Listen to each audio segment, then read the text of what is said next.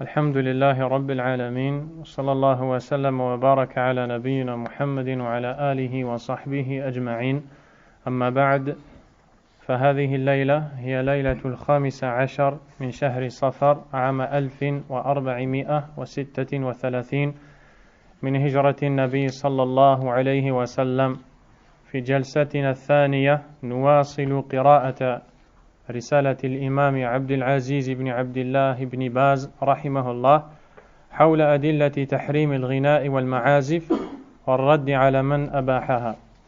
Nous sommes le 6 décembre 2014 et pendant cette deuxième assise, nous poursuivons la lecture de l'écrit de l'imam Ibn Baz rahimahullah intitulé Les preuves de l'interdiction des chants et des instruments ainsi que la réfutation à ceux qui les ont permis.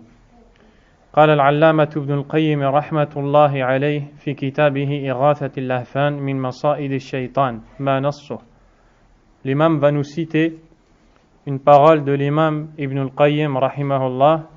Ibn al-Qayyim est l'imam qui est l'élève du Cheikh al-Islam Ibn Taymiyyah rahimahullah. Dans un de ses écrits qui traite de la manière de se préserver de la ruse du shaitan qui est utilisée pour égarer l'enfant d'Adam. Dans ce même livre, l'auteur dit وَمِنْ مَكَائِدِ عَدُوِّ اللَّهِ وَمَصَائِدِهِ التي كاد بها من قل نصيبه من العلم والعقل والدين وصاد بها قلوب الجاهلين والمبطلين سماع المكاء والتصدية والغناء بالآلات المحرمة ليصد القلوب عن القرآن ويجعلها عاكفة على الفسوق والعصيان فهو قرآن الشيطان والحجاب الكثيف عن القرآن وهو رقية اللواط والزنا وبه ينال الفاسق من معشوقه غاية المنى كاد به الشيطان النفوس المبطلة وحسنه لها مكرا وغرورا وأوحى إليها الشبه الباطلة على حسنه فقبلت وحيه واتخذت لأجله القرآن مهجورا. Ibn al-Qayyim rahimahullah ta'ala fait une exhortation et dit qu'il fait partie des ruses employées par l'ennemi d'Allah, Iblis, à l'égard de ceux dont la religiosité, le raisonnement et la science est faible. Il fait partie des ruses de Shaitan envers ces gens-là afin de faire dévier leur cœur, de les faire écouter ces distractions qui sont les applaudissements, les sifflements, les chants avec les instruments qui sont interdits. Donc ceci est une ruse du shaitan. Pour quel but? L'imam dit afin de faire dévier le cœur du Coran. Et ceci est une réalité. Tu ne verras pas la personne qui aime la musique, ces chants et toutes ces distractions, tu ne verras pas cette personne attachée au Coran. C'est impossible. Nous parlons de vécu et de choses que nous voyons et connaissons tous les jours. Et il est étonnant de voir que l'individu qui accompagne l'auteur de la séquence vidéo à laquelle nous répondons ici en montrant les arguments du Coran et de la Sunna, lorsqu'ils disent que c'est un argument simpliste que de dire que le Coran ne peut pas cohabiter avec la musique dans le cœur. On pourrait penser que cette parole est légère. Elle n'est pas aussi légère que ça.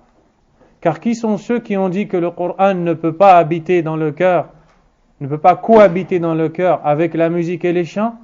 Ceux qui sont connus pour leur crainte d'Allah, ceux qui connaissent Allah tabaraka wa ta'ala avec ses noms, ses attributs, ceux qui connaissent la religion d'Allah dans ses détails, ceux qui ont passé des dizaines et des dizaines et des dizaines d'années à la quête de la science religieuse.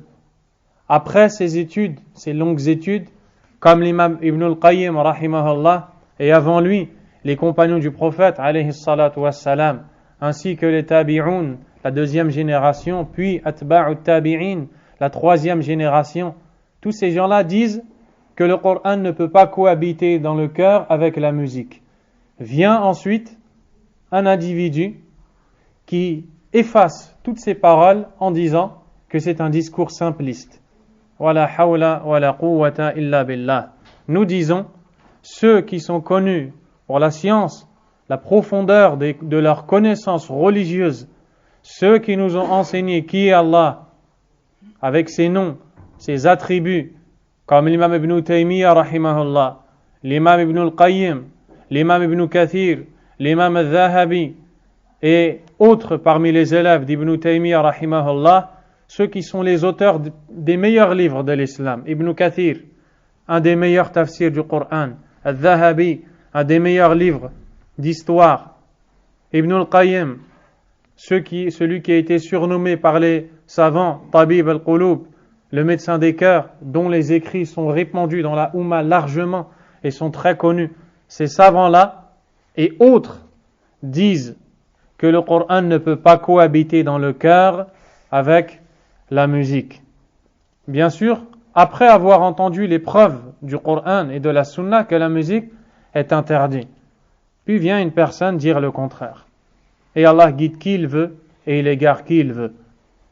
Ibn al-Qayyim rahimahullah dit que Shaitan utilise cette ruse, l'écoute de ces distractions mauvaises, et fait en sorte que les gens se recueillent devant ces choses-là, les écoutent, ceci afin de désobéir à Allah.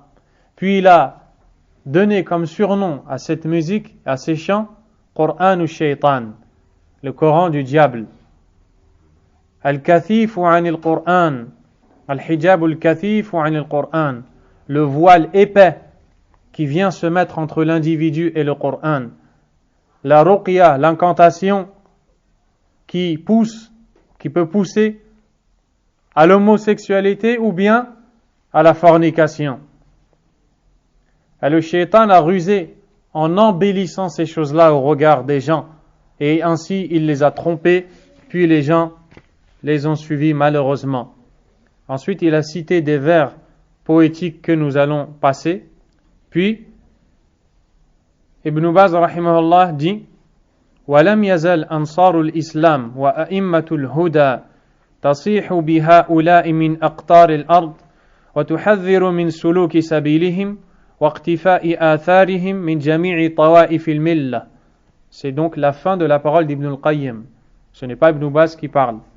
Il dit, les secoureurs de l'islam parmi les imams de la guidée n'ont cessé d'élever leur voix, peu importe le pays où ils se trouvaient, pour mettre en garde les gens, les croyants, car c'est leur devoir de montrer la vérité aux croyants. Ils levaient leur voix pour mettre en garde les fidèles, les croyants, contre le suivi de ces voix du diable. Après cela, l'imam Ibn Baz rahimahullah va citer des ambiguïtés émises par ces gens-là, ceux qui rendent licite la musique, puis il va y répondre. Écoutez bien attentivement et voyez combien est profonde la science des savants de la sunna. Shubhatun batila wa raddu alayha. Ambiguïté erronée, et l'ambiguïté n'est qu'erronée, et la réponse à celle-ci. زعم أبو تراب تبعا لابن حزم أن قوله سبحانه ومن الناس من يشتري لهو الحديث ليضل عن سبيل الله بغير علم ويتخذها هزوا دليل على أن مشتري لهو الحديث من الأغاني والملاهي لا يستحق الذم إلا إذا اشتراها لقصد الضلال أو الإضلال أما من اشتراها للترفيه والترويح عن نفسه فلا بأس في ذلك. L'auteur de l'article auquel répond Ibn Baz, le dénommé Abu Turab, qui suit d'ailleurs l'imam Ibn Hazm dans ce jugement de la musique, a prétendu au sujet de la parole d'Allah, le verset 6 de Surat Luqman, ce qui veut dire, et parmi les gens, il y en a qui achètent des plaisants discours pour égarer les gens du chemin d'Allah sans science et pour prendre en moquerie le chemin d'Allah. Abu Turab et ses semblables disent que ceci est une preuve que celui qui achète ces plaisants discours que ce soit les chants ou les instruments de distraction, ne mérite pas de reproche si il n'a pas pour intention de s'égarer ou d'égarer les gens. Et si il l'achète, ce plaisant discours, pour se faire du bien, se détendre, se reposer, ceci est licite. Mais la personne qui est blâmée est celui qui achète ce plaisant discours afin d'égarer les gens ou de s'égarer lui-même. Pourquoi ? Il dit parce qu'Allah Azza wa Jalla a dit parmi les gens, il y en a qui achètent des plaisants discours pour égarer les gens de la voie d'Allah sans connaissance et pour prendre cette voie en moquerie, la voie d'Allah. Voici la réponse de l'imam Ibn Baz rahimahullah. هذه شبهة باطلة من وجوه ثلاثة. Pour trois raisons, cette ambiguïté est fausse. Premièrement, الأول أن ذلك خلاف ما فهمه السلف الصالح من الصحابة والتابعين من الآية الكريمة فإنهم احتجوا بها على ذم الأغاني والملاهي والتحذير منها ولم يقيدوا ذلك بهذا الشرط الذي قاله أبو تراب وهم أعلم الناس بمعاني كلام الله وكلام الرسول صلى الله عليه وسلم وهم أعرف بمراد الله من كلامه ممن بعدهم. Première raison pour laquelle cette ambiguïté est fausse, ceci est en contradiction avec la compréhension que les pieux prédécesseurs ont eue de ce verset. Ils n'ont jamais dit, quand ils ont expliqué ce verset, qu'Allah Azza wa Jal n'a blâmé dans ce verset que ceux qui écoutent ces chants, ces musiques pour s'égarer ou égarer les gens, en dehors de ceux qui écoutent pour se reposer, non pas pour égarer les gens. Ce n'est pas la compréhension de ce verset qu'ils ont eu, que ce soit les compagnons ou bien la deuxième génération. Au contraire, ils ont pris ce verset comme argument pour reprocher ou pour critiquer ceux qui écoutent ces chants et cette musique. Et ces personnes-là sont les plus connaisseurs de la parole d'Allah et de celle du prophète sallallahu alayhi wa sallam. Ils sont ceux qui connaissent mieux que quiconque après eux l'essence profonde de la parole d'Allah Azza wa Jal. N'est-ce pas que Abdullah ibn Mas'ud radiyallahu anhu, duquel nous avons parlé au cours de la dernière séance, nous avons dit qu'il est celui qui connaît le plus les causes de révélation des versets, à un point où il a dit il n'existe personne qui connaît les révélations de versets comme moi. Il a été éduqué par le prophète alayhi salatu wassalam, il a vécu avec lui. Abdullah ibn Mas'ud prenait ce verset comme argument pour blâmer ceux qui écoutaient les chants et les instruments.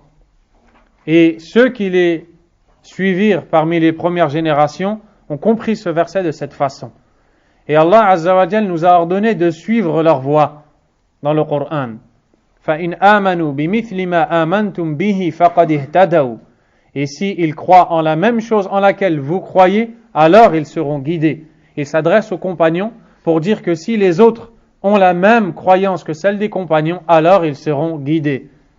Deuxièmement, الوجه الثاني أن ذلك خلاف ظاهر الآية لمن تأملها. Deuxièmement, cette argumentation est fausse car elle contredit le sens apparent du verset pour celui qui la médite. Et là maintenant, nous allons voir la différence qu'il y a dans la compréhension de versets entre les gens de science et les ignorants. Allah tabaraka wa ta'ala a donc au sujet du verset cité par Allah tabaraka wa ta'ala, il dit liyudilla an sabilillahi bighayri ilm, c'est-à-dire que ces gens-là achètent des plaisants discours pour égarer les gens du chemin d'Allah sans connaissance. فدل ذلك على أن هذا الصنف المذموم من الناس قد اشترى لهو الحديث ليضل به عن سبيل الله بغير علم ولا شعور بالغاية ولا قصد للإضلال أو الضلال. Ceci nous prouve que ceux qui sont blâmés dans le Coran, dans ce verset, et qui ont acheté ces plaisants discours, ceux qui chantent, qui écoutent les chanteurs, qui écoutent la musique et qui rendent licite la musique, tous ces gens-là qui ont été blâmés, Allah Azza wa Jalla a dit qu'ils le font pour égarer les gens sans connaissance. C'est-à-dire dans la finalité de ce qu'ils font, c'est qu'à la fin, ils vont égarer les gens sans savoir qu'ils égarent les gens et sans s'en rendre compte et sans se rendre compte du mal qu'ils sont en train de faire. Ceci est le sens du verset. Donc, au contraire, nous voyons bien qu'est visée par ce verset toute personne qui écoute, qui vend, qui achète, qui rend licite, qui aime les chants, la musique, les instruments. ولو كان اشترى لهو الحديث وهو يعلم أنه يضل به أو يقصد ذلك لم يقل الله عز وجل ليضل عن سبيل الله بغير علم. Ceci car si celui qui achète ces plaisants discours savait qu'il égare les gens quand il les achète, quand il les écoute, quand il les propage, et il avait l'intention justement de s'égarer, d'égarer les gens, Allah subhanahu wa ta'ala n'aurait pas dit sans connaissance, car ce serait une contradiction. S'il prend ce discours plaisant, il le véhicule au sein des gens, il l'écoute, il le propage, il le fait écouter aux autres, et il sait qu'en faisant ça, il égare les gens. Pourquoi est-ce qu'Allah Azza wa Jal va dire pour égarer les gens du chemin d'Allah sans connaissance, alors qu'il sait qu'il est en train de les égarer? Donc on voit bien qu'Allah parle de personne qui agit ainsi et qui, à cause de son ignorance, ne sait pas le mal qu'elle est en train de commettre. Donc ce hadith, ce verset-là, ne concerne pas que ceux qui écoutent la musique avec une mauvaise intention, comme on pourrait le dire. لأن من علم أنه اشترى لهو الحديث ليضل به عن سبيل الله لا يقال له إنه لا يعلم. Car celui qui veut acheter ces discours plaisants pour égarer les gens avec intention de le faire, on ne dira pas de lui sans connaissance. وهكذا من قصد ذلك لا يقال إنه اشترى لهو الحديث ليضل عن سبيل الله بغير علم. Celui qui achète ces plaisants discours et qui a le but d'égarer les gens, on ne dira pas de lui qu'il l'a fait sans science. لأن من علم أن غايته الضلال أو قصد ذلك قد اشترى لهو الحديث ليضل عن سبيل الله بعلم وقصد لا ليضل بغير علم. Car celui qui sait que le but recherché à travers ces choses-là, c'est d'égarer les gens, on dira de lui qu'il égare les gens en pleine connaissance de cause. Donc ici, ceux qui achètent les plaisants discours et qui sont visés par Allah Azza wa Jal ne sont pas que ceux qui le font avec une mauvaise intention. Jeudi, Allah Tabaraka wa Ta'ala a cité dans Sourate Al-Baqarah ceux qui s'adonnent à la sorcellerie, qui apprennent la sorcellerie, qui la vendent, qui l'achètent ou autre. Il dit وَلَقَدْ عَلِمُوا لَمَنِ اشْتَرَاهُ مَا لَهُ فِي الْآخِرَةِ مِنْ خَلَقٍ. Sourate Al-Baqarah, Allah Azza wa Jal a dit et ceux qui l'ont acheté ont certes su, ils ont su qu'ils n'auront aucune part dans l'au-delà. Donc ici, Allah Azza wa Jal a utilisé le même terme, ishtira, l'achat, et l'achat, ce qui est voulu, c'est peut-être l'achat financier, le fait de rendre licite, le fait d'aimer, le fait de propager et toutes ces choses-là. Celui qui l'a acheté, la sorcellerie, sait pertinemment que celui qui s'y adonne n'aura aucune part dans l'au-delà, c'est-à-dire de hasanat. Regardez maintenant, ici, Allah Azza wa Jal nous dit que eux, ceux qui s'adonnent à la sorcellerie, le savent. Ils connaissent le mal qu'ils font. Pourquoi est-ce qu'Allah Azza wa Jal n'a pas dit bighayri ilm? Allah Azza wa Jal n'a pas dit au sujet de ceux qui commettent la sorcellerie sans connaissance. Sans connaissance, car ici, ceux qui le font le savent. Donc dans le verset où on parle des chants, on ne parle pas que de ceux qui savent. Vous avez compris? Ibn Baz dit فَتَأَمَّلْ وَتَنَبَّهْ أَيُّهَا الْقَارِئُ الْكَرِيمُ يَتَّضِحُ لَكَ الْحَقِّ. Médite donc, ô cher lecteur, te dit l'imam Ibn Baz, toute la vérité va s'éclaircir devant toi. وعليه تكون اللام في قوله ليضل عن سبيل الله لام العاقبة لا أو لام التعليل أي تعليل الأمر القدري ذكره الحافظ ابن كثير وغيره. Et nous voyons la profondeur de la science des savants de la sunna et que lorsqu'ils parlent, ils ne parlent pas pour plaire aux gens. Ils ne parlent pas à la recherche d'un bien mondain. Ils ne parlent que dans un seul but, une seule intention, secourir la vérité avec laquelle Allah nous a donné l'ordre de l'adorer. et de suivre son prophète sallallahu alayhi wa sallam, en dépit de l'aversion de quiconque parmi les gens. Ibn Baz rahimahullah dit que la particule lam dans le Coran, li, qui signifie pour, lorsqu'il dit liyudilla an sabilillah, pour égarer les gens de la voie d'Allah, ce pour ici, cette particule lam, signifie lam al-aqiba, c'est-à-dire qu'elle est utilisée pour montrer la conséquence de cet acte. C'est-à-dire que quand Allah a dit pour égarer les gens du chemin d'Allah, il a voulu dire que ces gens-là qui s'adonnent à la musique, au chant, qui l'écoutent, qui l'achètent, qui la vendent et autres, la finalité de leurs actes, la conséquence, c'est qu'ils égareront les gens et s'égareront du chemin d'Allah Azza wa Jal. Cette particule peut aussi signifier lam at-ta'lil, c'est-à-dire qu'elle peut montrer ce pourquoi Allah Azza wa Jal a décrété la chose. Nous allons détailler ça plus loin. Tout d'abord, il dit وَعَلَى كَوْنِهَا لِلْعَاقِبَةِ يكون المعنى أن من اشترى لهو الحديث من الغناء والمعازف تكون عاقبته الضلال عن سبيل الله.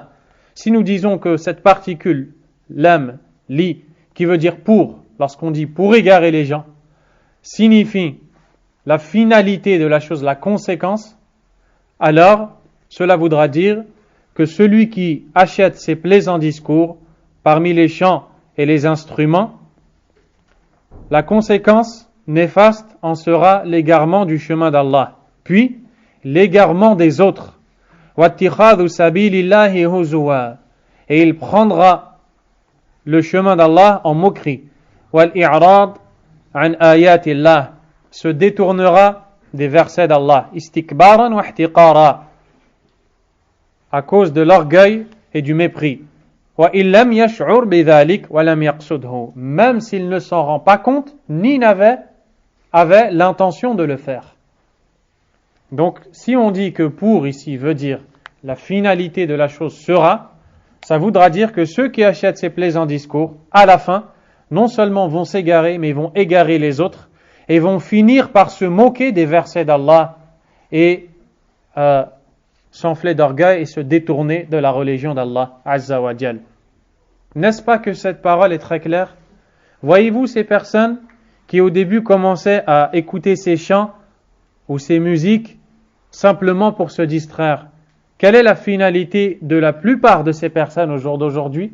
Elles se sont complètement détournées du Coran, de la parole d'Allah Azza wa Jal, et elles se sentent en sécurité à l'abri du châtiment d'Allah subhanahu wa ta'ala, et le rappel ne leur est pas d'une grande utilité. Donc vous voyez combien la parole est vraie. وعلى المعنى الثاني, et si on donne à la particule pour li le deuxième sens, وهو كونها لتعليل الأمر القدري يكون المعنى أن الله سبحانه قضى وقدر على بعض الناس أن يشتري لهو الحديث ليضل به عن سبيل الله. On dira alors que le sens du verset, c'est qu'Allah Azza wa Jal, par sa sagesse, a décrété, parce qu'Allah Azza wa Jal, il décrète la guidée pour des personnes et l'égarement pour d'autres, n'est-ce pas? On dira ici qu'Allah Tabaraka wa Ta'ala a décrété l'égarement de certaines personnes par cette cause-là. Tout comme il a décrété l'égarement d'autres personnes par d'autres causes. Ici, c'est si on lui donne le deuxième sens. Ibn Baz dit وعلى كلا التقديرين فالآية الكريمة تفيد ذم من اشترى لهو الحديث. Quoi qu'il en soit, peu importe un de ces deux sens ou lequel de ces deux sens nous donnons au verset, à la fin, nous avons la même finalité, c'est que ces gens qui achètent les discours plaisants sont blâmés, tant qu'ils le font. ووعيده بأن مصيره إلى الضلال والاستهزاء بسبيل الله والتولي عن كتاب الله. La finalité sera l'égarement, de se moquer du chemin d'Allah, se détourner du livre d'Allah subhanahu wa ta'ala. وهذا هو الواقع الكثير. Et ceux-ci sont les faits avérés que nous vivons à notre époque. والمشاهد ممن اشتغل بلهو الحديث من الأغاني والمعازف واستحسنها وشغف بها يكون مآله قسوة القلب والضلال عن الحق إلا من رحم الله. L'imam dit, et nous le voyons au quotidien, nous le voyons au quotidien, c'est une chose à laquelle nous assistons et nous voyons que ceux qui se sont occupés longuement avec les chants, la musique et autres, et qui l'ont aimé, et cela sont rendus licites, ces choses-là, à la fin, ils ont le cœur dur au rappel d'Allah tabaraka wa ta'ala. Ils s'égarent de la vérité, sauf celui à qui Allah a fait miséricorde. وقد دلت الشريعة الإسلامية الكاملة في مصادرها ومواردها على وجوب الحذر من وسائل الضلال والفساد والتحذير منها حذرا من الوقوع في غاياتها. Et certes, la religion pure et complète d'Allah tabaraka wa ta'ala, avec ses sources, qui sont le Coran, la Sunna, nous a montré l'obligation de prendre garde à tout moyen qui mène à l'égarement et à la perversion, et nous a mis en garde, la législation d'Allah nous a mis en garde contre tous ces moyens afin de ne pas arriver au but. À titre d'exemple, n'est-ce pas qu'Allah Azza wa Jal a dit فَلَا تَقْرَبُوا الزِّنَا, ne vous approchez pas de la fornication. Il n'a pas dit وَلَا تَزْنُوا, ne forniquez pas. أي لا تقتربوا من الأسباب المؤدية إلى الفعل. Ne vous approchez pas des causes qui vous mèneront plus tard à l'acte qui est en lui-même interdit. La religion d'Allah Azza wa Jal a un principe qui s'appelle saddu dhari'a, fermer tout moyen menant à ce qui est interdit. Il va nous donner des exemples.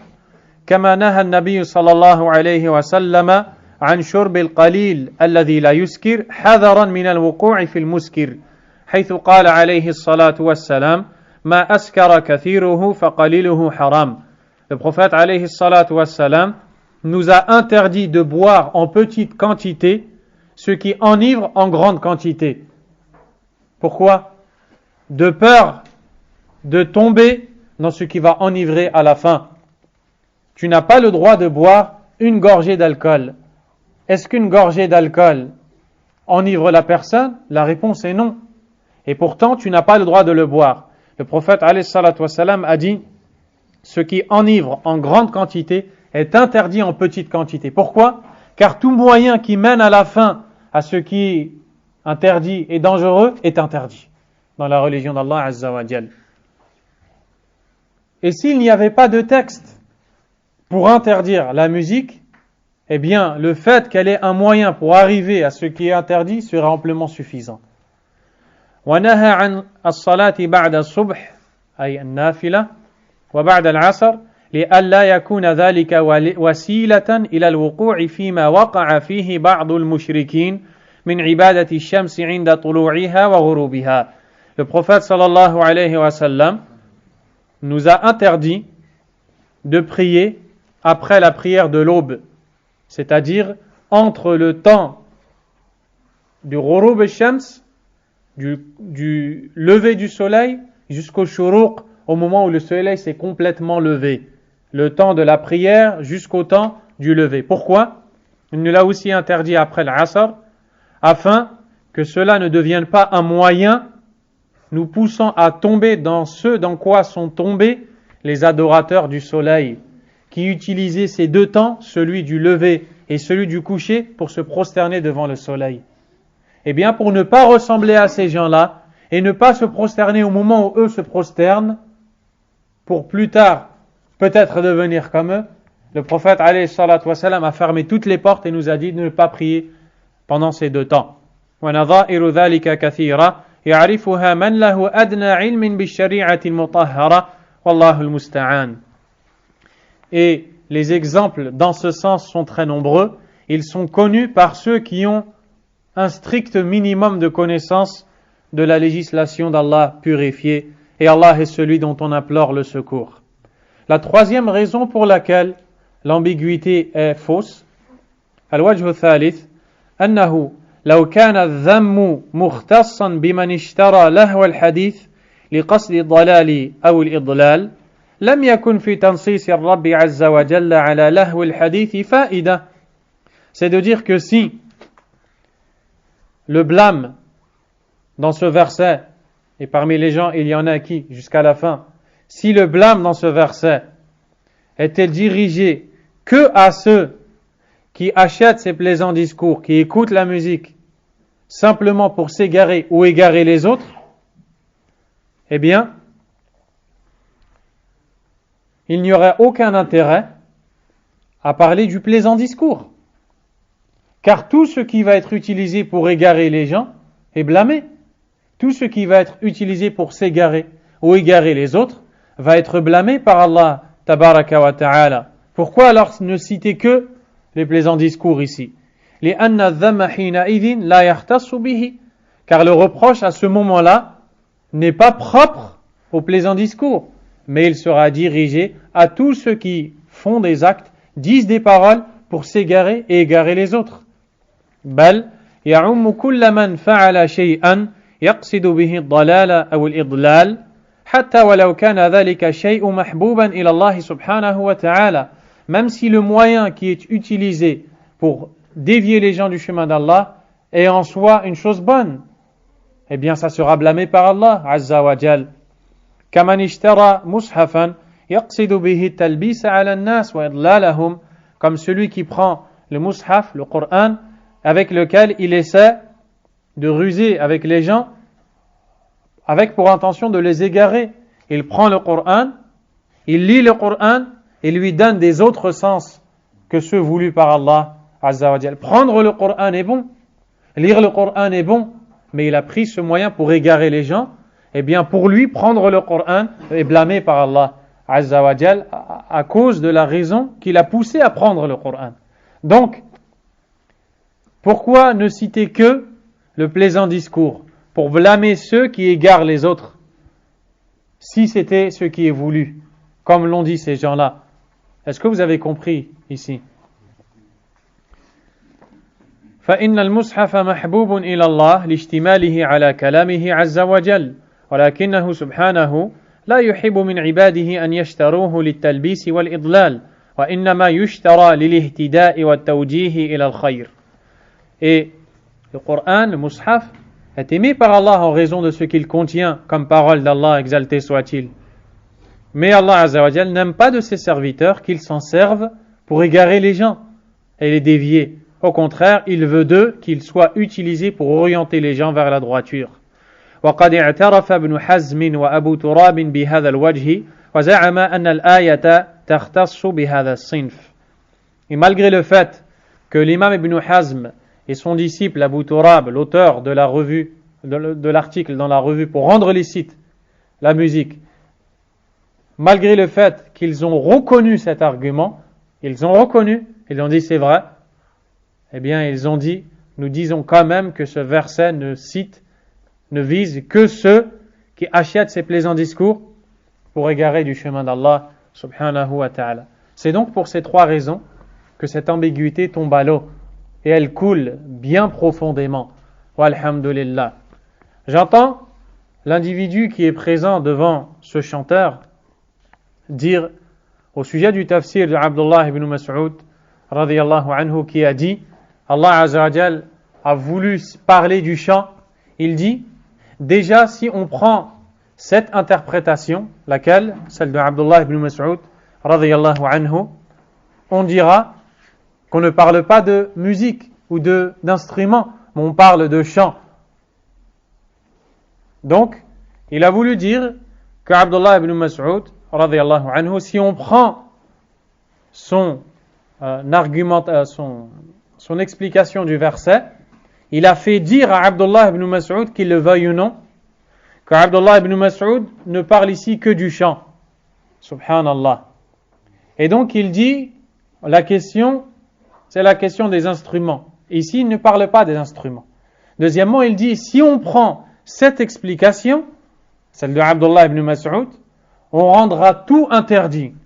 La hawla wa la quwwata illa billah. Nous disons, l'imam Abdullah ibn Mas'ud, le noble compagnon du prophète sallallahu alayhi wa sallam, rend interdit tout ce qu'Allah rend interdit. Il rend interdit tout ce que le prophète rend interdit, sallallahu alayhi wa sallam, n'en déplaise à quiconque. Premièrement. Deuxièmement, de dire que l'argument n'est pas bon puisque il ne parle pas d'instruments, or nous parlons des instruments, nous disons, comment as-tu pu passer à côté de ce qui est plus clair que le soleil en plein milieu de la journée? Si Abdullah ibn Mas'ud radiyallahu anhu ne parle que des chants ici, il les réprimande. Que va dire Abdullah ibn Mas'ud si ces chants sont accompagnés d'instruments? Ça sera encore bien plus grave. Regardez, ne passe à côté de ça que celui qui a été privé de la bonne compréhension, car au lieu de suivre les pieux prédécesseurs dans la compréhension du Coran, eh bien il suit autre chose. Donc nous disons à ce personnage, crains ton Créateur et arrête de faire dire aux compagnons ce qu'ils ne disent pas et arrête de donner aux gens une compréhension autre que ce qu'Allah a voulu de nous du Coran et de la Sunna. وهو خطأ بين وعدول بالآية عن معناها الصحيح وإضاعة لمعناها الأكمل. Ibn Baz rahimahullah dit, ceci est une erreur évidente et c'est un abandon du sens apparent du Coran. فعرفت أيها القارئ الكريم من هذه الأوجه الثلاثة كشف شبهة أبي تراب وبطلانها واتضح لك أن الآية الكريمة حجة ظاهرة على ذم الأغاني والملاهي وتحريمها وأنها وسيلة للضلال والإضلال والسخرية بسبيل الله والإعراض عن كتابه وإن لم يشعر مشتروها بذلك وهذا هو الذي فهمه السلف الصالح من الآية الكريمة وهم أولى بالاتباع رضي الله عنهم. Ibn Baz dit, tu viens de voir, ô lecteur, à travers ces trois arguments, que cette ambiguïté émise par Abu Turab est caduque. Et le verset vient de devenir clair devant toi. Tu viens de voir que c'est une preuve claire et apparente quant aux reproches et aux blâmes des chants, des instruments de distraction et l'interdiction de ces choses-là. Et tu viens de voir que c'est un moyen menant à l'égarement, à prendre en moquerie le chemin d'Allah, à se détourner du livre d'Allah, même si ceux qui s'y adonnent ne s'en rendent pas compte. Cette compréhension est celle qu'ont eu les pieux prédécesseurs et ils sont plus à même d'être suivis. Walhamdulillah. وسبق لك كشف شبهة أبي تراب في تعلقه بحديث الجاريتين وكشف شبهته الأخرى في تعلقه بحديث أبي مسعود البدري وصاحبيه في الرخصة لهم في الغناء وقت العرس. Tout comme tu viens de voir la dissipation des ambiguïtés émises par Abu Turab lorsqu'il a argumenté pour rendre licite les chants, la musique, en disant que les deux jeunes filles ont chanté chez le prophète sallallahu alayhi wa sallam et que certains compagnons ont chanté à l'occasion d'un mariage et on ne leur a pas fait de reproche. Vous avez vu les deux filles qui ont chanté chez le prophète alayhi salatu wassalam. Abu Bakr est arrivé et il a dit Mizmar min mazamir al-shaytan inda an-nabi sallallahu alayhi wa sallam, une flûte des flûtes du diable chez le prophète sallallahu alayhi wa sallam. Le prophète lui a dit laisse-les, c'est un jour de fête. Il dit donc c'est une preuve que c'est permis. Nous disons tu as fait encore une fois erreur. Pourquoi? Parce que tu vois bien que de ce hadith nous comprenons que chez les compagnons c'est ancré dans leur cœur et c'est connu qu'un chant, une musique et toutes ces choses-là, c'est blâmé. À un point où ils appelaient ces choses-là la flûte du diable. Et le prophète alayhi salatu wassalam n'a pas dit à ce compagnon, ne dis pas que c'est la flûte du diable. Et si ce n'était pas le cas, ou s'il fallait dire cette chose, le prophète l'aurait dit. Mais il l'a dit, on les laisse aujourd'hui parce que c'est l'Eid, avec des limites et des conditions. Car ces jeunes filles chantaient les mérites des compagnons qui combattaient en compagnie du prophète sallallahu alayhi wa sallam. Donc avec ces conditions-là, il leur a dit, on est un jour de fête, laisse-les faire ce chant. Ce qui prouve que autre que ça est interdit. Et aussi l'histoire des compagnons qui élevaient leur voix avec des chants dans une occasion de mariage. Ils ont dit, le prophète nous a permis dans cette occasion de faire ce qu'on fait. Ce qui veut dire que en dehors de cette occasion, le prophète ne nous l'a pas permis. Sallallahu alayhi wa sallam. وأوضحنا فيما تقدم أن الحديثين المذكورين حجة ظاهرة على أبي تراب وإمامه ابن حزم في النهي عن الأغاني والمنع منها لا على جوازها. Nous venons d'éclaircir le fait que ces versets sont une preuve évidente et claire quant à l'interdiction des chants et des instruments, contrairement à ce qu'ont dit ces gens-là. Walhamdulillahi alladhi bi ni'matihi tatimmu s-salihat. Loué soit Allah, celui par lequel les bonnes choses se terminent. Il dit: وقد تكلم العلامة ابن القيم رحمه الله على الآية المتقدمة وهي قوله تعالى: ومن الناس من يشتري لهو الحديث. قال: هو الرجل يشتري الجارية تغنيه ليلا ونهارا. Ibn al-Qayyim rahimahullah a commenté ce verset, le verset du blâme de ceux qui achètent le plaisant discours, en disant: هو الرجل, il concerne l'individu qui achète une servante à qui il demande de chanter jour et nuit. Donc c'est le bien le chant aussi dont on parle. Donc vous voyez que les savants, on va lire d'autres paroles, que les savants ne disent pas, contrairement à ces gens-là qui pensent régler ces questions avec une intervention vidéo en apparence, et on leur donne le nom de cheikh ou de tel et tel statut, puis ils pensent qu'avec une vidéo, il va régler une chose qui a été jugée par la majorité des savants, parmi les 4 imams, les compagnons et autres, comme illicite. Il pense qu'il va faire une vidéo et dire l'affaire est classée, en réalité ce n'est pas illicite. Nous disons si, c'est illicite. Walhamdulillah. وقال ابن النجيح عن مجاهد: هو اشتراء المغني والمغنية بالمال الكثير والاستماع إليه وإلى مثله من الباطل. Un autre a rapporté selon Mujahid, un grand imam exégète du Coran, que ce verset concerne celui qui achète un chanteur ou une chanteuse avec beaucoup d'argent, puis qui se met à écouter ses paroles ou toute parole fausse. وهذا قول مكحول, c'est aussi la parole de Makhul, un grand imam du tafsir. وهذا اختيار أبي إسحاق أيضا, c'est aussi l'avis choisi par Abu Ishaq, un grand imam. وقال أكثر ما جاء في التفسير أن لهو الحديث ها هنا هو الغناء لأنه يلهي عن ذكر الله تعالى. Ce grand imam a aussi dit, la majorité des savants du tafsir ont dit de ce verset que les discours plaisants sont les chants, car ils dévient et il distrait la personne du rappel d'Allah Azza wa Jal.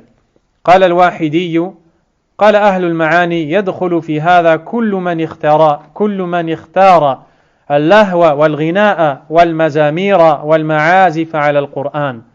Un grand imam a dit au sujet du sens du verset, entre dans cette reproche, dans le verset, toute personne qui choisit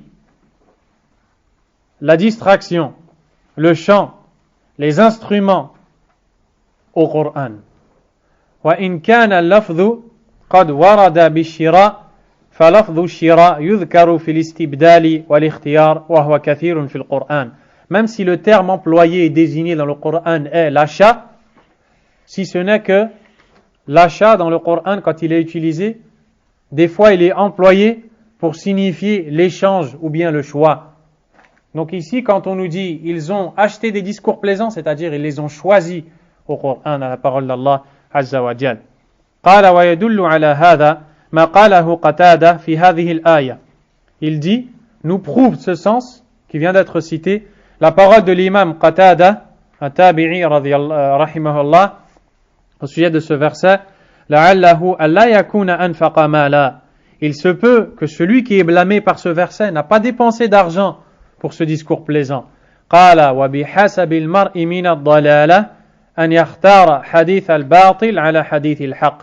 Puis il dit, il suffit à l'individu pour s'égarer de choisir le faux discours au vrai discours. وقال الواحدي وهذه الآية على هذا التفسير تدل على تحريم الغناء.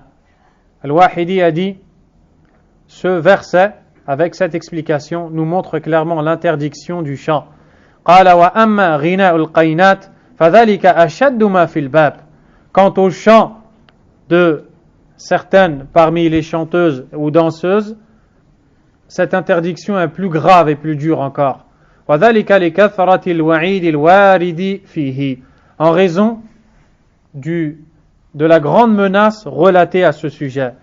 وَهُوَ مَا رُوِيَ أَنَّ النَّبِيَّ صلى الله عليه وسلم قال من استمع إلى قينة سب في أذنه الآنك يوم القيامة والآنك الرصاص المذاب.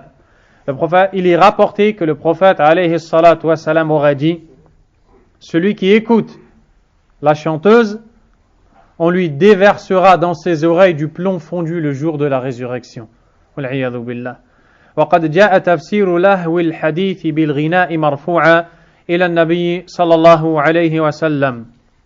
Et on a également apporté l'explication du plaisant discours comme étant le chant du prophète sallallahu alayhi wa sallam. Vous allez voir qu'ici, la narration va être discutable, l'authenticité va être discutable, mais vous comprendrez pourquoi il va citer cet argument. Il dit: ففي مسند الإمام أحمد ومسند عبد الله بن الزبير الحميدي وجامع الترمذي من حديث أبي أمامة والسياق للترمذي أن النبي صلى الله عليه وسلم قال: لا تبيعوا القينات ولا تشتروهن ولا تعلموهن ولا خير في تجارة فيهن وثمنهن حرام. Il est rapporté que le prophète a dit ce qui veut dire: ne vendez pas ces chanteuses, ne les achetez pas non plus, ne leur enseignez pas. Il n'y a pas de bien dans un commerce où elles se trouvent. Et leur prix est illicite. En gagner de l'argent est illicite.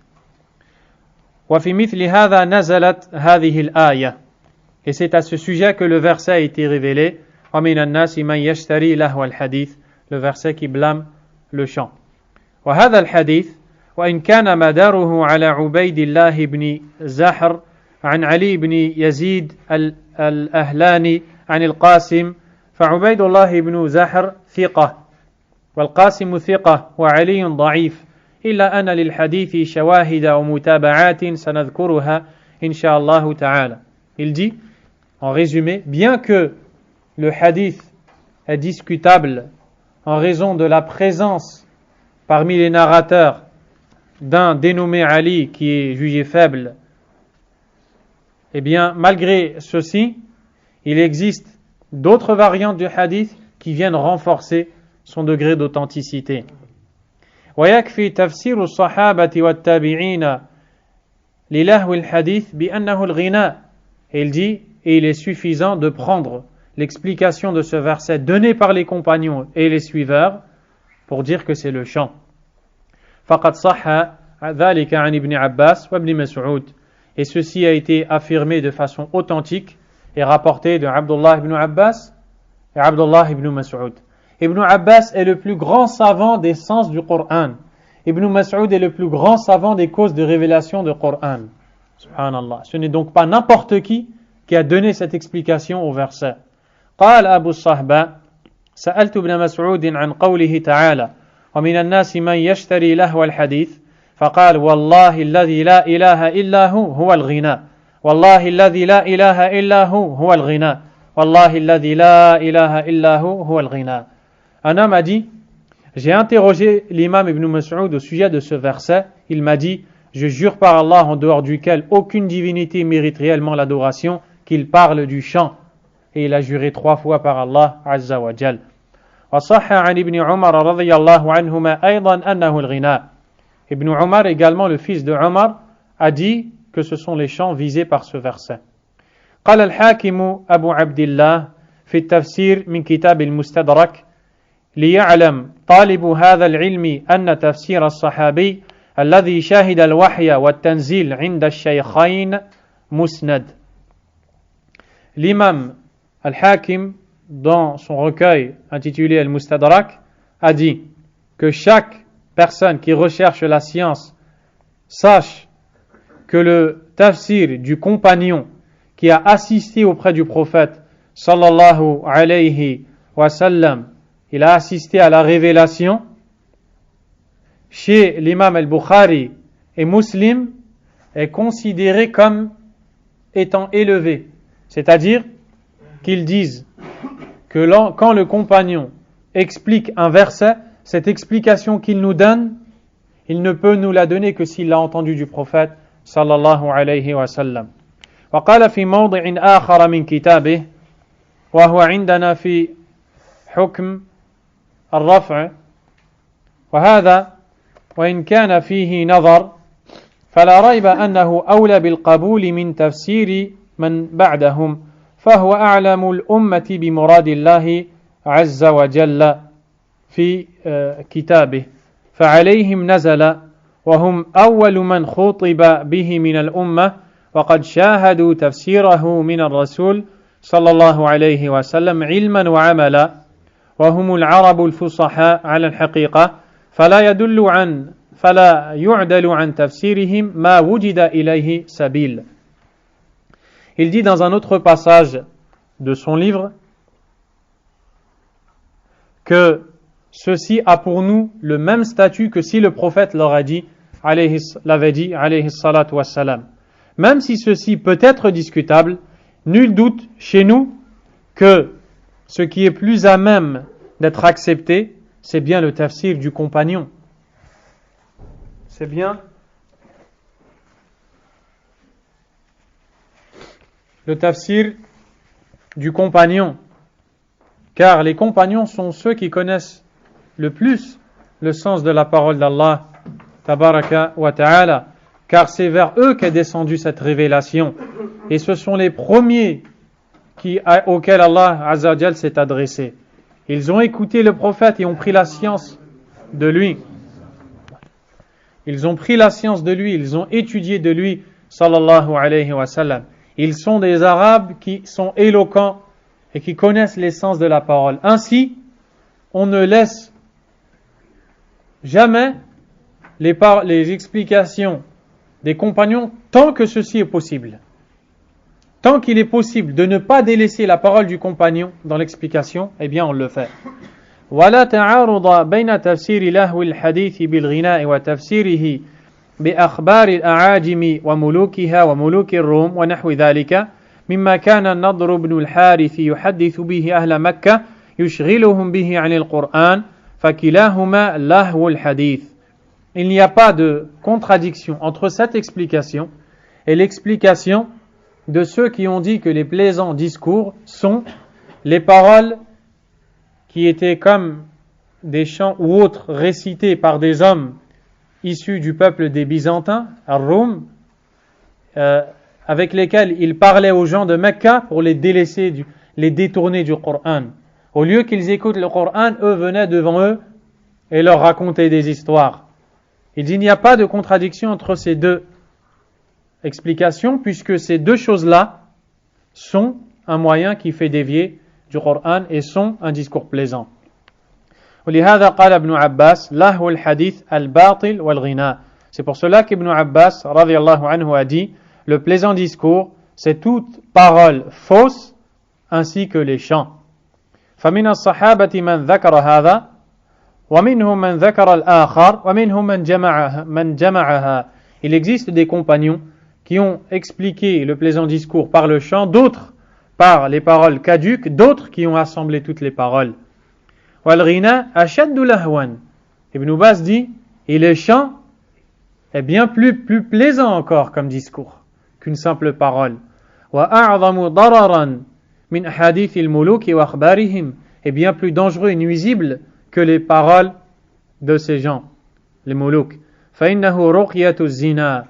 Car le chant, c'est comme une incantation qui amène à la fornication. Wa munbit an-nifaq, et fait pousser l'hypocrisie dans le cœur. Wa shirku shaytan, c'est le polythéisme du diable. Wa khamratul aql, c'est ce qui recouvre la raison. Wa sadduhu anil Qur'an a'zamu min saddi ghayrihi min al-kalam al-batil.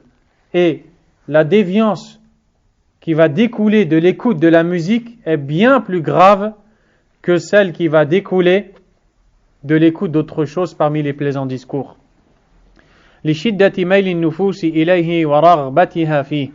En raison du grand penchant que les âmes ont vers justement la musique et les instruments. N'est-ce pas que vous voyez des personnes qui peuvent changer complètement de comportement juste à cause d'une musique?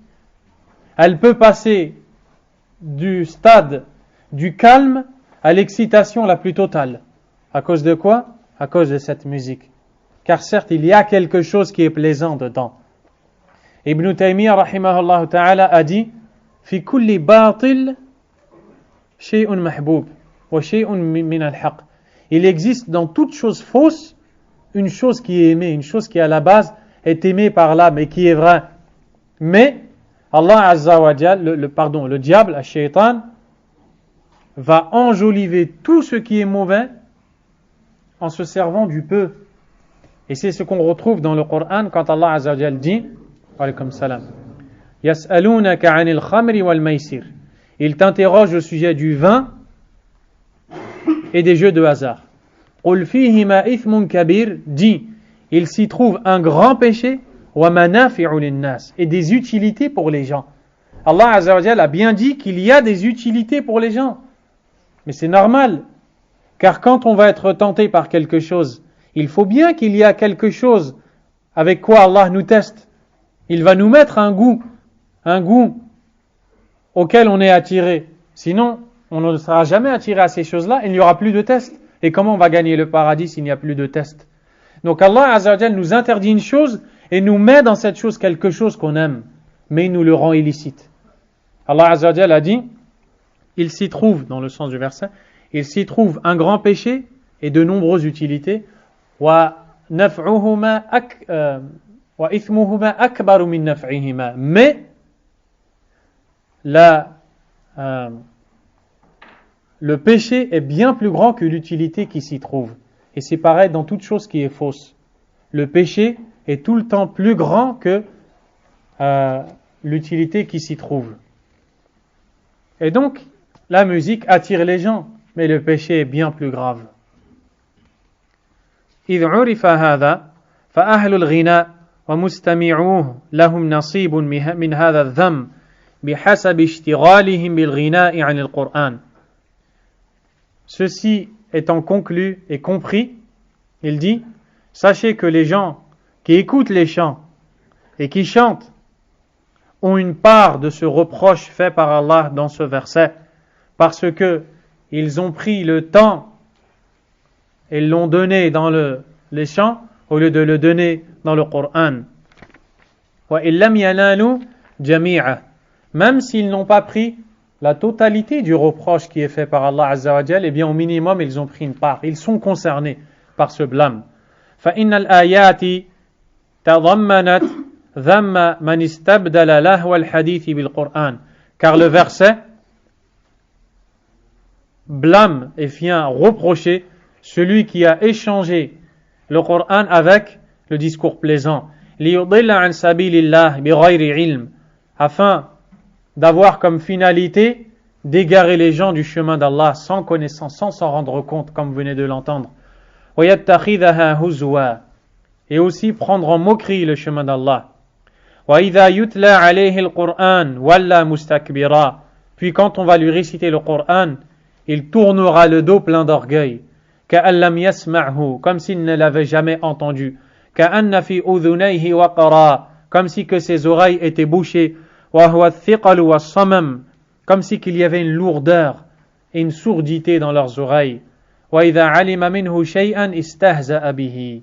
Et lorsqu'il entendra quelque chose de ce Coran, il le prendra à la moquerie.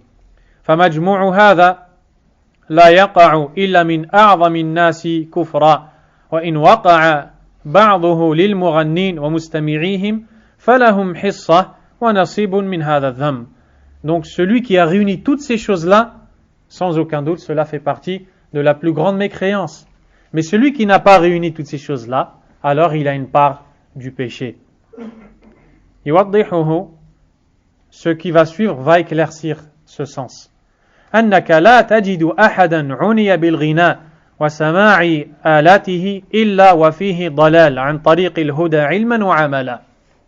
Éclaircis ce qu'on vient de dire, le fait que tu ne trouveras jamais quelqu'un, écoutez bien cette parole, tu ne trouveras jamais quelqu'un qui a donné son temps dans le chant et l'écoute des instruments, tu ne trouveras jamais quelqu'un qui est dans un tel état, exempt d'égarement dans le chemin d'Allah, que ce soit dans la science ou dans les actes. Les gens qui s'adonnent à ces musiques, à ces chants, tu trouveras toujours en eux un égarement dans la religion d'Allah, une mauvaise compréhension, un égarement, un mauvais comportement, une mauvaise mise en pratique. C'est normal. Ils n'ont pas donné assez de temps au Coran. وَفِيهِ رَغْبَةٌ عَنْ اسْتِمَاعِ الْقُرْآنِ إِلَى اسْتِمَاعِ الْغِنَى. Et tu verras chez ces gens-là qu'ils ressentiront en eux une lassitude. Ils en auront marre d'écouter le Coran. Et ils voudront écouter plus la musique et les chants. C'est pour ça que quand tu mets le Coran à un jeune, par exemple, il dit « je ne comprends pas ». Et pourtant, il écoute la musique qu'il ne comprend pas. Et avec cette parole, je reviens à ce chanteur qui dit que la musique est licite. Tu sais très bien que les jeunes écoutent la musique et qu'ils ne la comprennent pas. Et quand on leur dit écoutez le Coran, ils disent on ne comprend pas. Réponds donc à cette question. Pourquoi ils écoutent la musique alors qu'ils ne la comprennent pas? Ils n'écoutent pas le Coran sous prétexte qu'ils ne le comprennent pas. Je répondrai et je dirai c'est parce que celui qui s'attache à la musique se détache du Coran. Et c'est la seule et unique réponse à cette question. بحيث إذا عرض له سماع الغناء وسماع القرآن عدل عن هذا إلى ذاك. Ainsi, si on lui proposera l'écoute du Coran et l'écoute de la musique, il va esquiver l'écoute du Coran et aller vers l'écoute de la musique. وثقل عليه سماع القرآن. Et l'écoute du Coran deviendra lourde pour lui. وربما حمله الحال على أن يسكت القارئ. Il se peut même qu'il dise au récitateur d'arrêter ou bien qu'il stoppe le disque qui est en cours. C'est vrai ou pas? Il dit وَيَسْتَطِيلُ قِرَاءَتَهُ. Et il trouve longue la récitation. Il est pressé de passer à autre chose. وَيَسْتَزِيدُ الْمُغَنِّي. Et il demande au chanteur de chanter. وَيَسْتَقْصِرْ نَوْبَتَهُ. وأقل ما في هذا أن يناله نصيب وافر من هذا الذم إن لم يحظى به جميعه. Et donc le minimum de ce que l'on peut dire, c'est qu'il prendra une grande part de ce reproche qui a été fait par Allah Azza wa Jal s'il ne prend pas tout. والكلام في هذا مع من في قلبه بعض حياة يحس بها فأما من مات قلبه وعظمت فتنته فقد سد على نفسه طريق النصيحة. Puis Ibn Baz rahimahullah exhorte et dit, et le discours que vous entendez aura bien entendu un effet pour celui dont le cœur a encore un minimum de vie. Il a encore un minimum de vie. Quant à celui dont le cœur est mort et la tentation n'a fait qu'accroître, celui-ci s'est fermé la porte au chemin de la nasiha. Il s'est fermé la porte au conseil et ne l'accepte plus. Wal'iyadhu billah. Allah Azza wa Jalla a dit وَمَنْ يُرِدِ اللَّهُ فِتْنَتَهُ فَلَنْ تَمْلِكَ لَهُ مِنَ اللَّهِ شَيْئًا أُولَئِكَ الَّذِينَ لَمْ يُرِدِ اللَّهُ أَنْ يُطَهِّرَ قُلُوبَهُمْ في الدنيا لهم في الدنيا خزي ولهم في الآخرة عذاب عظيم. Allah Azza wa Jalla a dit ce qui veut dire et celui dont Allah veut la tentation, le trouble, tu ne posséderas rien pour lui. C'est-à-dire si Allah Azza wa Jalla veut toucher quelqu'un d'un trouble, veut égarer quelqu'un, veut atteindre quelqu'un, tu ne pourras rien faire pour lui. Allah Azza wa Jalla a dit ce qui veut dire à cela, Allah n'a pas voulu purifier les cœurs. Ils auront dans ce bas monde un avilissement. Allah va les humilier, les rabaisser. Et dans l'au-delà, ils auront un immense châtiment. Ibn Baz rahimahullah ta'ala a dit fin de citation. Donc ce n'était pas la parole de l'imam Ibn Baz. rahimahullah ta'ala, mais c'était la parole d'une autre personne. ومن الآيات الدالة على ذم الأغاني والمعازف وهي آلات الملاهي. Il existe parmi les autres versets qui prouvent l'interdiction des chants, des instruments de distraction et de musique.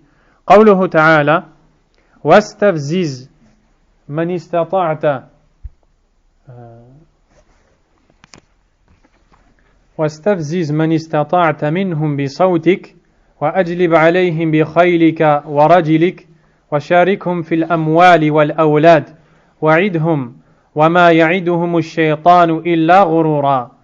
الله عز وجل الآن يتحدث مع إبليس ويقول له استفزز من استطعت منهم بصوتك. ما هو صوتك؟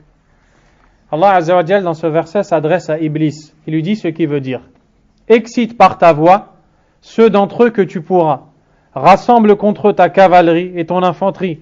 Associe-toi à eux dans leurs biens et leurs enfants et fais-leur des promesses. Or, le diable ne leur fait des promesses qu'en tromperie.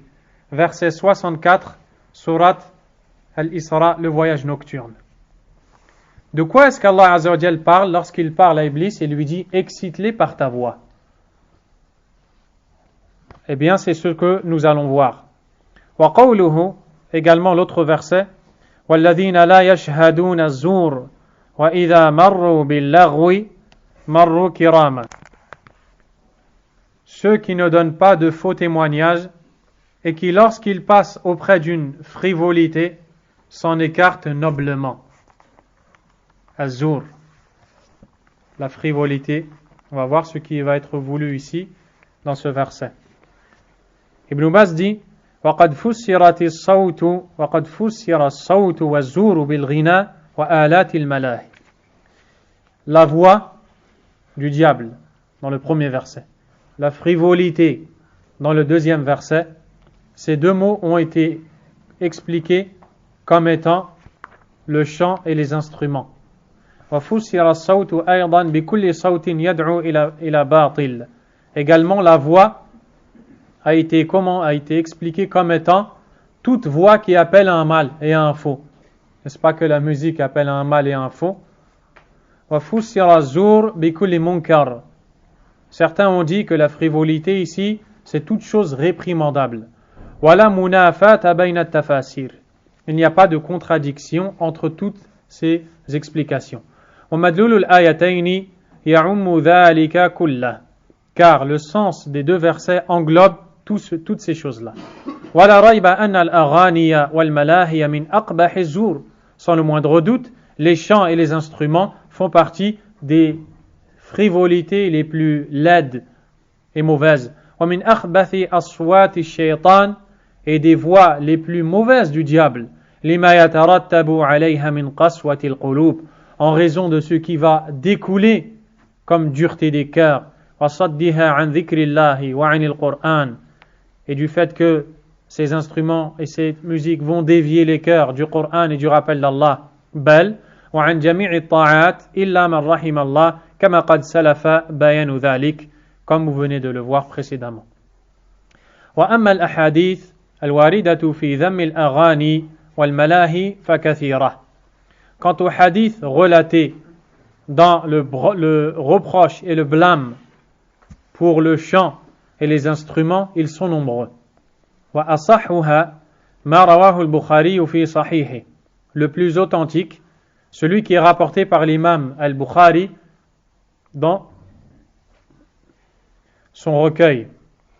حيث قال, وقال, lorsqu'il dit, je vous lis directement, وقال هشام بن عمار حدثنا صدقة بن خالد حدثنا عبد الرحمن بن يزيد بن جابر حدثنا عطية بن قيس الكلابي حدثني عبد الرحمن بن غنم الأشعري قال حدثني أبو عامر وأبو مالك الأشعري والله ما كذبني أنه سمع النبي صلى الله عليه وسلم يقول ليكونن من أمتي أقوام يستحلون الحر الزنا والحرير والخمر والمعازف وهو صريح في ذم مستحل المعازف حيث قرنه مع مستحل الزنا والخمر والحرير. Il dit, le hadith est rapporté par l'imam al-Bukhari rahimahullah, selon un tabi'i qui rapporte, je vous raccourcis la chaîne de narrateur et on vous parlera de cette chaîne plus loin inchallah, selon le tabi'i qui rapporte selon le compagnon en disant, et wallah il ne m'a pas menti, il m'a dit, j'ai entendu le prophète sallallahu alayhi wa sallam dire, certainement il viendra des peuples de ma communauté qui rendront licite la fornication, la soie, les boissons enivrantes et les instruments.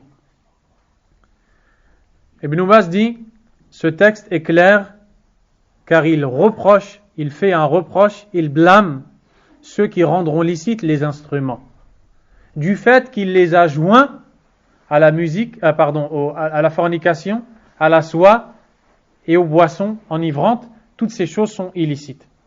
L'individu qui essaie d'argumenter pour ce hadith dit, malheureusement encore une fois à cause du manque de connaissance de la sunna, il dit, premièrement, dans ce hadith, il n'y a pas d'interdiction quant à la musique et au chant.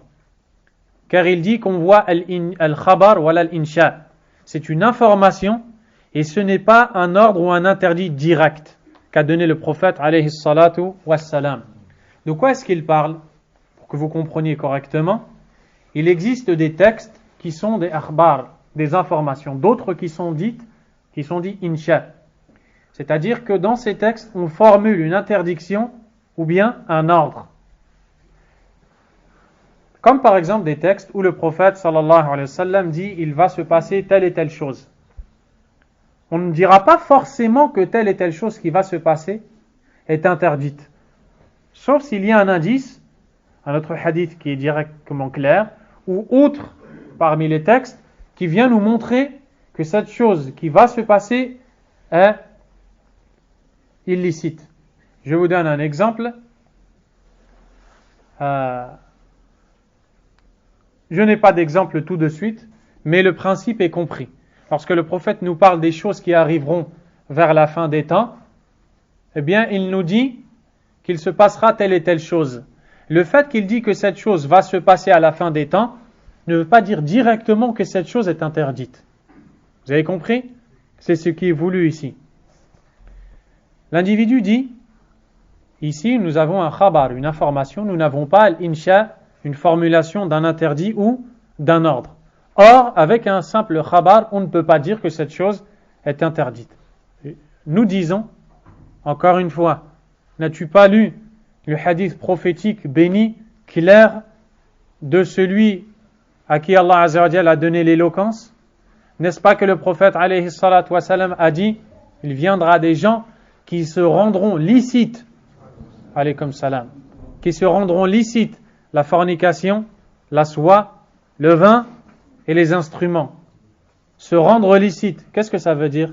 Ça veut dire que la chose est, je demande à quelqu'un qui n'a pas étudié. Qu'est-ce que ça veut dire? Ça veut dire le fait de dire, réponds-moi. Ça veut dire que c'est illicite. Si on dit qu'ils l'ont rendu licite, c'est-à-dire qu'avant qu'ils le rendent licite, c'était illicite. Je ne sais pas comment cet individu a fait pour passer à côté de ça. Peut-être à cause du manque de baraka quand on ne suit pas la sunna et la compréhension des pieux prédécesseurs. Deuxièmement, ne voit-il pas que dans le hadith, le prophète sallallahu alayhi wa sallam a joint le fait de rendre licite les instruments aux boissons enivrantes, à la soie et à quoi? À la fornication. Est-ce que ces choses-là sont ignorées chez nous? On sait que toutes ces choses-là sont haram. Donc, si on dit ce qu'il a dit, à savoir ici on ne voit pas que c'est interdit, on voit on sera dans l'erreur, comme lui l'a été. Mais grâce à Allah Azza wa Jalla, on ne l'a pas été, il nous a préservés. On demande à Allah de nous guider et de les guider. Donc on voit très clairement que le prophète alayhi salatu wassalam blâme la musique. Certaines personnes ont dit, d'ailleurs lui il le dit à un moment, il dit que le prophète a cité cela car la plupart du temps la musique est utilisée dans un contexte où il y a femmes, alcool, fornication et autres. C'est pour cela que la musique a été citée dans ce hadith. Ajab al-Ujab. Ô combien est étonnant ce commentaire et cette explication. Donc, si on comprend ce qu'il dit, ça veut dire que lorsque la musique n'est pas dans le milieu où il y a le vin, la fornication, zina et la soie, alors c'est licite. Si tu me dis oui, je te dis, eh bien alors le vin, quand il n'y est pas avec les femmes, la soie et la fornication, il est licite. Tu me diras, non, c'est différent, car il y a des textes qui interdisent le vin. Je te dirai, tout comme il y a des textes qui interdisent la musique. Walhamdulillahi ala sunnah. Ibn Baz dit, وحجة ظاهرة في تحريم استعمال المعازف وهي آلات الملاهي كالطنبور والعود والطبل وغير ذلك من آلات الملاهي. Ce hadith est donc une preuve apparente et évidente quant à l'interdiction de l'utilisation des instruments musicaux comme le tambour, comme la flûte, le bois et autres parmi les instruments. وقد أجمع أهل اللغة على تفسير المعازف بآلات الملاهي. Les savants de la langue arabe sont unanimes pour expliquer le mot ma'azif cité dans le hadith comme étant les instruments de distraction. وما ذاك إلا لما يترتب عليها من قسوة القلوب ومرضها واشتغالها عن الصلاة والقرآن. Et ce reproche a été fait par le prophète sallallahu alayhi wa sallam en raison de ce qui va découler de l'écoute de la musique et des chants, comme dureté des cœurs, comme maladie des cœurs, à un point où les gens vont s'occuper par la musique et délaisser la salat et le Coran. N'est-ce pas ce que l'on voit, subhanallah? N'est-ce pas ce que l'on voit, les jeunes qui ne prient pas et qui passent leur temps avec la musique? Imagine-toi un peu que ce jeune-là, au moment où il voulait se repentir, tombe sur ta vidéo. Et alors il voit que tu lui dis que c'est licite. Il retourne à cette musique, il l'aime, il ne prie pas, il ne vient pas, il ne se repent pas. Tu auras été comme le brigand de la route, qui coupe la route aux voyageurs. Et toi, tu auras coupé la route aux voyageurs vers Allah, subhanahu wa ta'ala. وَإِذَا انضَمَّ إِلَيْهِ الْغِنَى صَارَ الْإِثْمُ أَكْبَرُ. Puis s'y ajoute le chant, alors le péché grandit. وَالْفَسَادُ أَعْظَمُ. Et la perversité plus grande. كَمَا سَيَأْتِي كَلَامُ أَهْلِ الْعِلْمِ فِي ذَلِكَ.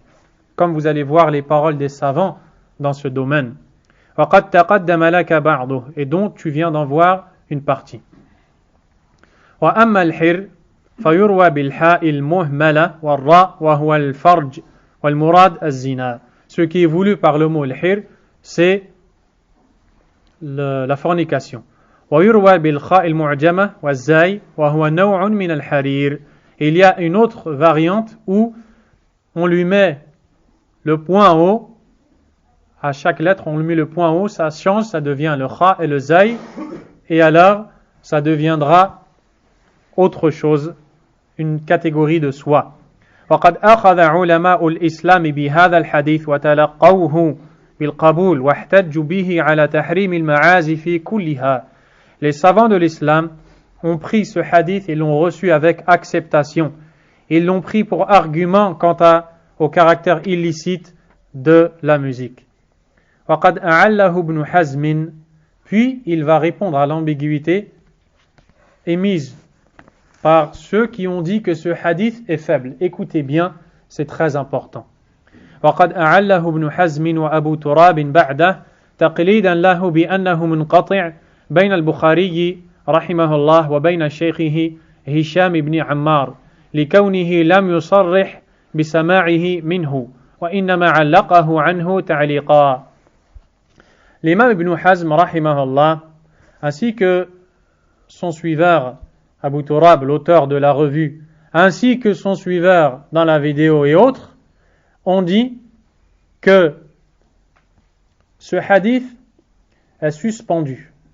On appelle ça dans la science du hadith, mustalah al-hadith, hadithun mu'allaq. Le hadith al-mu'allaq, hadith qui est dit suspendu, est un hadith qui est relaté par un imam du hadith, mais dont il y a une absence d'un narrateur, d'un rapporteur dans la chaîne de transmission.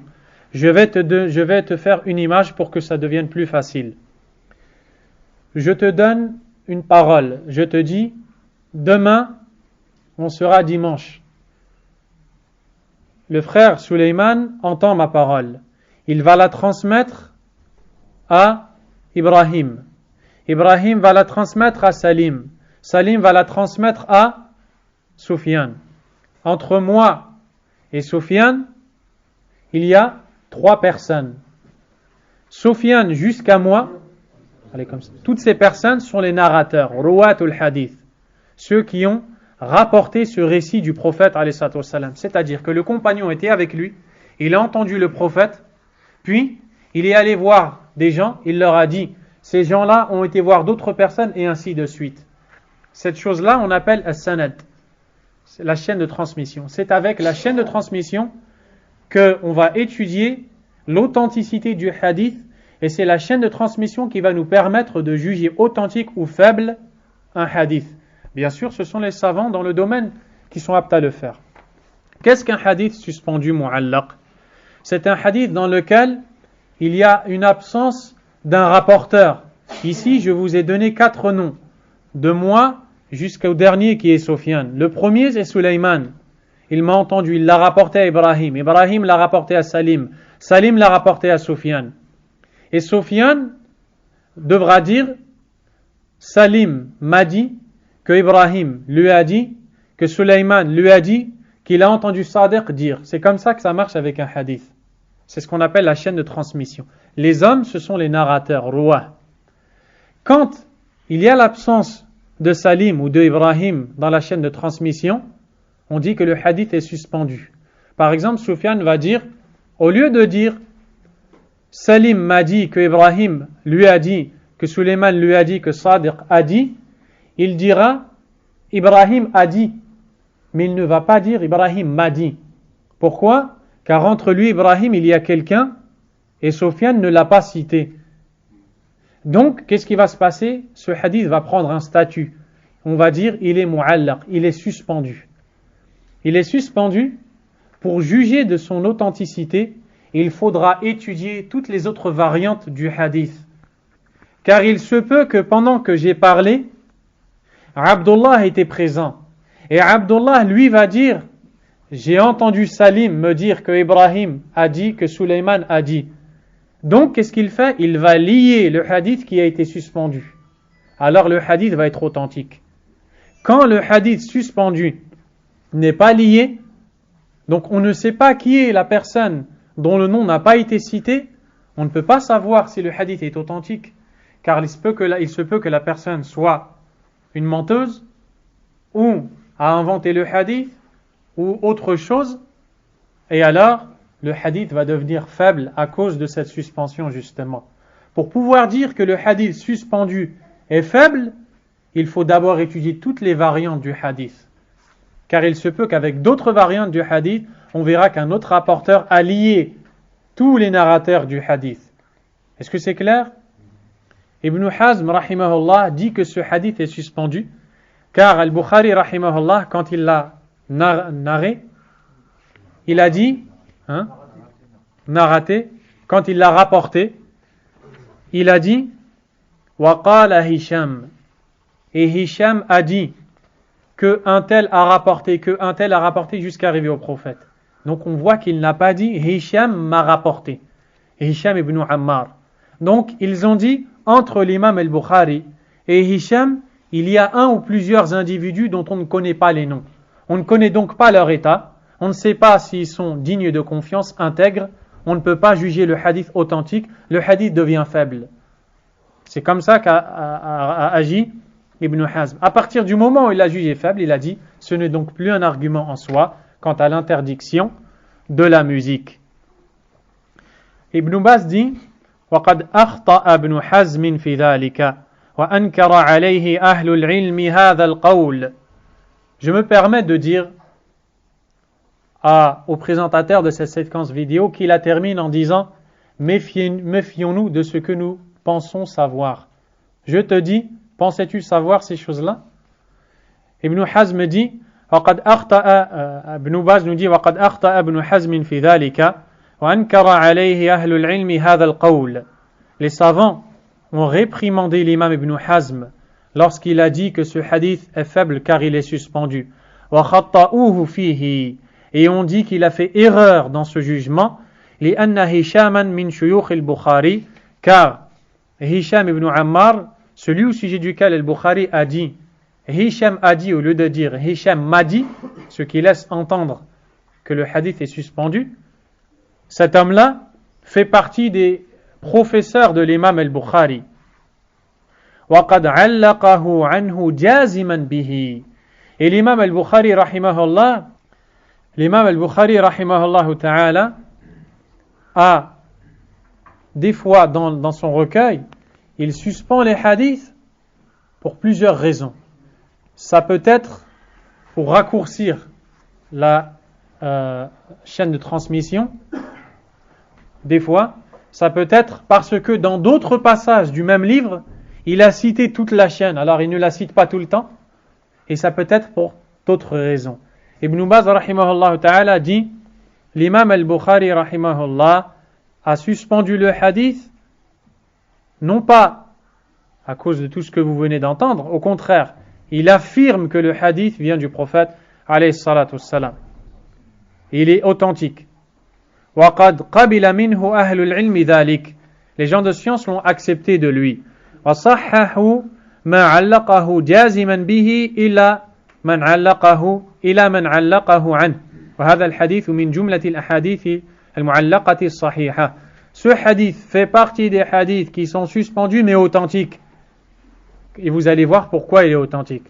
ولعل البخاري لم يصرح بسماعه منه لكونه رواه عنه بالإجازة أو في معرض المذاكرة أو لكونه رواه عنه بواسطة بعض شيوخه الثقات فحذفه اختصارا أو لغير ذلك من الأسباب المقتضية للحذف. Et il a cité certaines raisons pour lesquelles l'imam al-Bukhari aurait pu suspendre ce hadith, parmi lesquelles, pour faire court, et d'autres raisons aussi. وعلى فرض انقطاعه بين البخاري وهشام, et supposons que le hadith est suspendu entre l'imam al-Bukhari et le rapporteur Hisham ibn Ammar, فقد رواه عنه غيره متصلا, autre que le Bukhari a rapporté ce hadith lié avec tous les noms des rapporteurs عن هشام ibn Ammar إلى آخر الإسناد. Il a rapporté à partir de Hisham ibn Ammar jusqu'au dernier. وبذلك بطلت شبهة ابن حزم ومقلده أبي تراب واتضح الحق لطالب الحق والله المستعان. Et avec ceci a été dissipée l'ambiguïté émise par Ibn Hazm et son fanatique Abu Turab, et nous disons les fanatiques qui les ont suivis aveuglément, et la vérité apparaît clairement. Puis l'imam rahimahullah ta'ala va citer des paroles, et c'est ce qui fera inshallah l'objet du prochain cours. On s'arrête ici. Wallahu a'lam. Wa sallallahu wa sallam wa baraka ala nabiyyina Muhammad wa ala alihi wa sahbihi ajma'in. Subhanakallahumma wa bihamdik ashhadu an la ilaha illa ant astaghfiruka wa atubu ilaik.